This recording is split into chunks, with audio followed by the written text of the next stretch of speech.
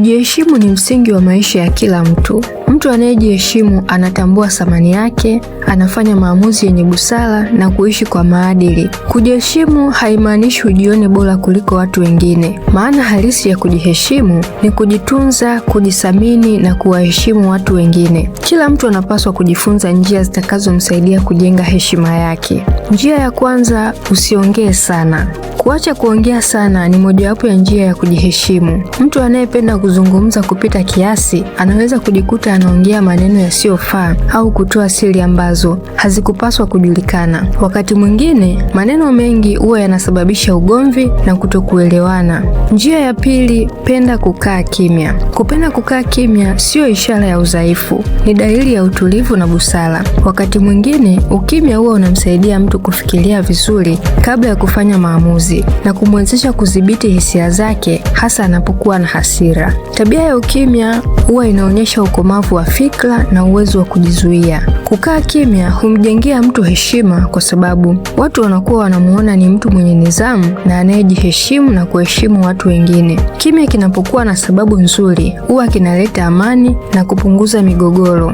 Njia ya tatu, jifunze na kujielimisha. Elimu ni silaha muhimu kwenye maisha ya mwanadamu. Mtu anayejifunza kila siku huwa anaongeza uwezo wa kufikiri, kutatua changamoto na kufanya maamuzi sahihi. Kujielimisha sio kukaa tu darasani peke yake. Unaweza kujielimisha kupitia semina na mafunzo mbalimbali. Dunia inabadilika kwa kasi. Ni muhimu kuendelea kujifunza ili uendane na hayo mabadiliko. Mtu anayependa kujielimisha huwa yupo tayari kupokea mawazo mapya na kuboresha maisha yake na maisha ya watu wengine. Njia ya nne, soma vitabu upate maarifa. Vitabu ni hazina kubwa ya maarifa. Kusoma vitabu huwa kunamwezesha mtu kupata elimu, uzoefu na mbinu mbalimbali za kukabiliana na changamoto za maisha. Kupitia vitabu mtu anaweza kujifunza mambo ambayo huenda hajawahi kuyashuhudia kwenye maisha yake, na kupitia hayo maarifa itamsaidia kujifunza vitu vingi. Tabia ya kusoma vitabu huwa inaongeza uwezo wa kufikiri kwa kina na kufanya maamuzi mazuri. Msomaji mzuri huwa anaonekana ni mtu mwenye maarifa na mwenye heshima kwenye jamii. Kuna vitabu vinavyofundisha uongozi, maadili, biashara, afya na maendeleo binafsi. Mtu anayesoma vitabu mara nyingi huwa anaendelea kuboresha maisha yake na kuwa mfano mzuri kwenye jamii. Kutambua mipaka yako ni uwezo wa kujua uwezo wako, nafasi yako, wajibu wako na mahali unapopaswa kuishia. Mtu anayejitambua huwa anaepuka kujiingiza kwenye mambo ambayo hayamuhusu au mambo ambayo yanaweza kumletea matatizo.